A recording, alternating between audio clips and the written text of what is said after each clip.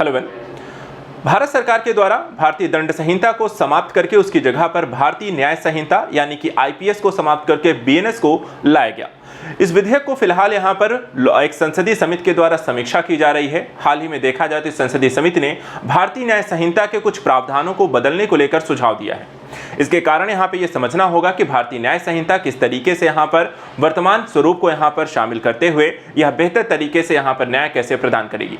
तो आइए यहाँ पे समझते हैं भारतीय न्याय संहिता के मूलभूत यहाँ पे परिवर्तनों को लेकर के संसदीय समिति ने यहाँ पर किस तरीके के बदलावों की बात की है और कौन कौन सी यहाँ पे नई सिफारिशें की हैं। सबसे पहले अगर हम यहाँ पे देखें, देखिए ये चर्चा का विषय इसलिए बना, इसके पहले भी हम इसके बारे में पढ़ चुके हैं, लेकिन फिर से यहाँ पर एक बार ये चर्चा का विषय बना है।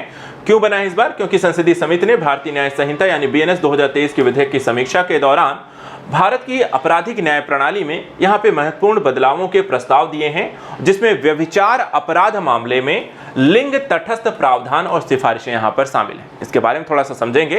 इससे पहले देखें तो गृह मंत्रालय के द्वारा यहाँ पे बीएनएस विधेयक औपनिवेशिक युग के भारतीय दंड संहिता के प्रावधानों को बदलने के प्रयास के तौर पर प्रस्तुत किया गया था।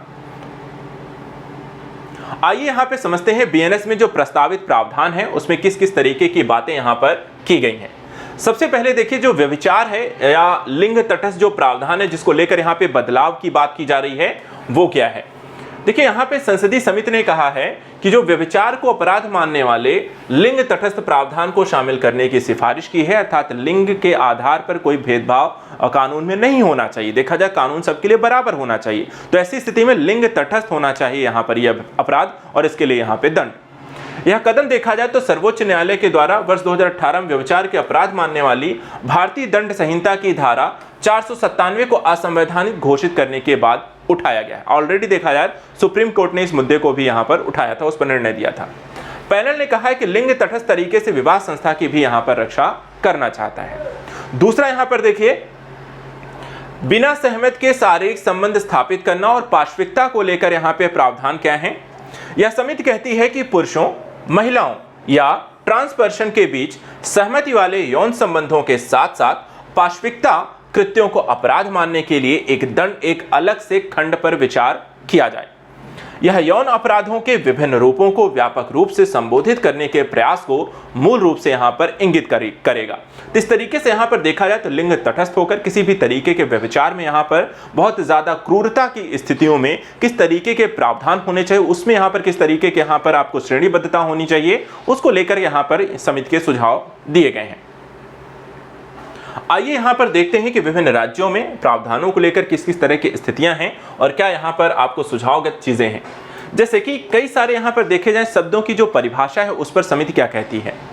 समिति ने विधेयक में सामुदायिक सेवा और आजीवन कारावास जैसे शब्दों के लिए बेहतर परिभाषाएं यहाँ पर सुझाई हैं। सकारात्मक परिवर्तन के तौर पर देखा जाए तो नए ड्राफ्ट कोड में धारा 124A यानी कि देशद्रोह को हटाने और विदेशों में किए गए अपराधों पर मुकदमा चलाने के प्रावधानों को शामिल करने के सुझाव दिए गए। वहीं व्यभिचार को वैध बनाने और अपराध घोषित करने के पक्ष में भी यहाँ पे तर्क दिए गए हैं। जैसे व्यभिचार को वैध बनाना कहने का मतलब है कि व्यक्तिगत स्वायत्तता और गोपनीयता के पहलुओं का यहाँ पर आकलन किया जाए, जिसमें एक मुद्दा है, एक केस है जिसमें जोसेफ शाइन बनाम भारत संघ 2018 के फैसले में सर्वोच्च न्यायालय ने व्यक्तिगत स्वायत्तता एवं गोपनीयता के अधिकार को यहां पर देखा जाए तो मान्यता प्रदान की है। ऐसा ही व्यभिचार को यदि वैध बनाना है तो वयस्कों को राज्यों के हस्तक्षेप के बिना अपने व्यक्तिगत संबंधों के बारे में निर्णय लेने के अधिकार को यहां पर स्वीकार करना होगा।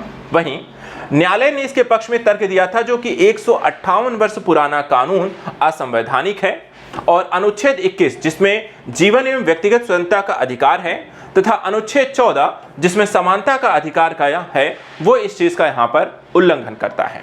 तो इस तरीके से यहाँ पर देखा जाए तो व्यभिचार को वैध बनाने के संदर्भ में जो व्यक्तिगत स्वायत्तता और गोपनीयता जैसे पहलू हैं उनको मौलिक अधिकारों के संदर्भ किस तरीके से मान्यता दी जा सकती है या उन पर यहाँ पे समीक्षा किस तरीके से की जा सकती है, न्यायालय क्या कहता है, उस संदर्भ में यहाँ पर इन चीजों को देखना होगा। ये भी समिति सुझाव देता है।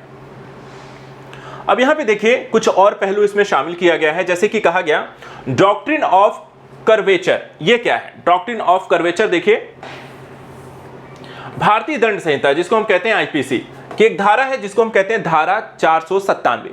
इसमें कर कवर्चर के सिद्धांत पर आधारित है, जो यह देखा जाए तो संविधान पर मान्यता प्राप्त नहीं है। इस सिद्धांत के अनुसार विवाह के बाद एक महिला अपनी पूर्व पहचान और कानूनी अधिकार को खो देती है, या उसके मौलिक अधिकारों का यहाँ पर एक तरीके से उल्लंघन है, क्योंकि शादी के पहले वो किसी और आइडेंटिटी सरनेम को यहाँ पर फॉलो करती है और अपनी कार्य प्रक्रियागत चीजें जो भी वहां पर कर रही होती है, पूरा क्षेत्र और इत्यादि को छोड़कर वो कहीं और जाती है, किसी और नाम के साथ जुड़ जाती है, जिससे वहां पर ये समस्या उत्पन्न होती है।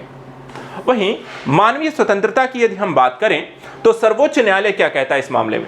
सर्वोच्च न्यायालय ने कहा है कि विवाह का मतलब एक ही स्वायत्तता दूसरे को सौंपना नहीं है, अर्थात एक जो लड़की है जरूरी नहीं कि अपनी स्वायत्तता यहां पर पुरुष को सौंप दे शादी के बाद। यहां पर यौन विकल्प चुनने की क्षमता का मानव स्वतंत्रता के लिए आवश्यक है।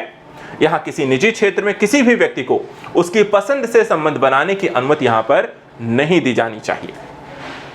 सर्वोच्च न्यायालय का मानना है कि समाज एक महिला पर असंभव गुण थोपता है, उसे ऊंचे पायदान पर खड़ा करता है और उसे एक दायरे में यहां पर सीमित कर देता है। समाज उसे एक वस्तु की श्रेणी में रखता है और कहता है कि उसे पवित्र होना चाहिए, लेकिन उसी समाज को बलात्कार, ऑनर किलिंग, लिंग निर्धारण, शिशु हत्या जैसे कृत्य में कोई यहां पर हिचकिचाहट नहीं होती है। कहने का मतलब है समाज में जो पैमाने बनाए गए हैं वो सिर्फ महिलाओं के लिए बनाए गए हैं, यहां पर पुरुषों के द्वारा बनाए गए हैं और अपने यहां पे सहूलियत के लिए बनाए गए हैं। वो जब चाहें परिवर्तनों को अपने हिसाब से चेंज कर देते हैं, लेकिन महिलाओं को किसी भी तरीके के परिवर्तनकारी स्थितियों में वो उसका विरोध करते हैं। यहां पे देखिए निवारण प्रभाव, न्यायिक बोझ को कम करने को लेकर भी कुछ चीजों पर चर्चा की गई, जैसे वैधीकरण। वैधीकरण का मतलब देखिए कहा गया कि उन व्यक्तियों पर कानून के भयावह प्रभाव को खत्म कर सकता है जो विधिक परिणामों के डर के कारण अपमानजनक या नाखुश विवाह को छोड़ने के लिए अनिच्छुक हो जाते हैं, अर्थात समाज के डर से या इस चीजों से वो उस तरीके की शादी या विवाह में फंसे रह जाते हैं जिससे वो खुश नहीं हैं। दूसरी तरफ यह मुक्त संचार और वैवाहिक मुद्दों के समाधान को भी यहां पर प्रोत्साहित कर सकता है।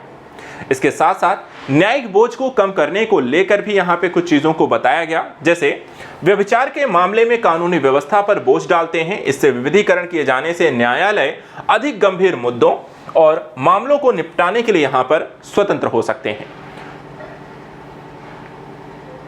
व्यभिचार को अपराध घोषित करने को लेकर क्या है, किस तरीके की बातें यहां पर देखिए कही गई हैं, जैसे देखिए वैवाहिक पवित्रता का संरक्षण क्या है, इसको समझिएगा।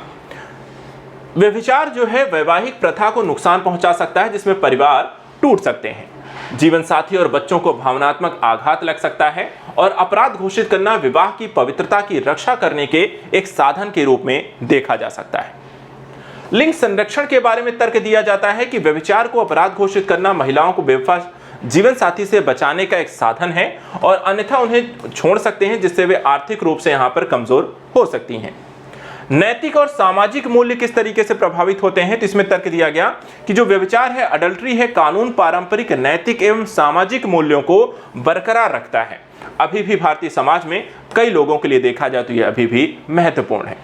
वहीं व्यभिचार को अपराध घोषित करने को पारिवारिक संरचना की सुरक्षा संरक्षण के एक तरीके के रूप में देखा जा सकता है, जिसे समाज का मूलभूत निर्माण यहां पर देखा जाए तो खंड माना जाता है। तो ये सारी एक व्यवस्था जो अडल्ट्रीज को लेकर के हैं, उनको काफी यहां पर डिटेल से बताया गया है, क्या हो सकता है, इससे समाज में किस तरह के प्रभाव पड़ सकते हैं, क्या घोषित करना चाहिए नहीं करना चाहिए, वैध हो सकता है नहीं हो सकता है, उससे संबंध में यहाँ पे सारे प्रावधानों को इसमें डिस्कस किया गया। अब यहां पे देखिए परिवारों और रिश्तों पर व्यभिचार के प्रभाव क्या हो सकते हैं, इसके बारे में जागरूकता उत्पन्न करने से व्यक्तियों को अपने व्यक्तिगत जीवन के बारे में सूचित निर्णय लेने में यहां पर मदद मिलेगी, यदि हम व्यभिचार यानी अडल्ट्री को ज्यादा बेहतर तरीके से लोगों तक पहुंचा सकें। साथ ही मैरिज काउंसलिंग के मामलों में जोड़ों को विवाह परामर्श मध्यस्थता के लिए यहां पर प्रोत्साहित करना व्यभिचार के मुद्दों को हल करने के लिए एक सक्रिय दृष्टिकोण हो सकता है। ऐसी सेवाओं की उपलब्धता एवं पहुंच को बढ़ावा देना भी आपको लाभप्रद हो सकता है। वहीं जोड़ों को न्यायालय प्रणाली के बाहर बेवफाई और वैवाहिक कलह से संबंधित मुद्दों को सुलझाने में मदद करने के लिए मध्यस्थता जैसे यहां पर वैकल्पिक विवाह समाधान तंत्र को भी बढ़ावा देने की आवश्यकता है। तो इस तरीके से व्यभिचार को लेकर के यहां पर उससे संबंधित अपराधों को लेकर उसकी प्रक्रिया को बदलने को लेकर के यहां पर देखा जाए और लिंग तटस्थता जैसे मुद्दों को यहां पर बीएनएस में यहां पर शामिल करने को लेकर समिति ने सुझाव दिए हैं। तो आज हम यहाँ पर इस टॉपिक का एनालिसिस किया, कल हम यहाँ पर ऐसे और भी टॉपिक लेकर आएंगे जो आपके एग्जाम के लिए यहाँ पे जरूरी है। फिलहाल आज के लिए इतना ही। Thank you so much and good luck.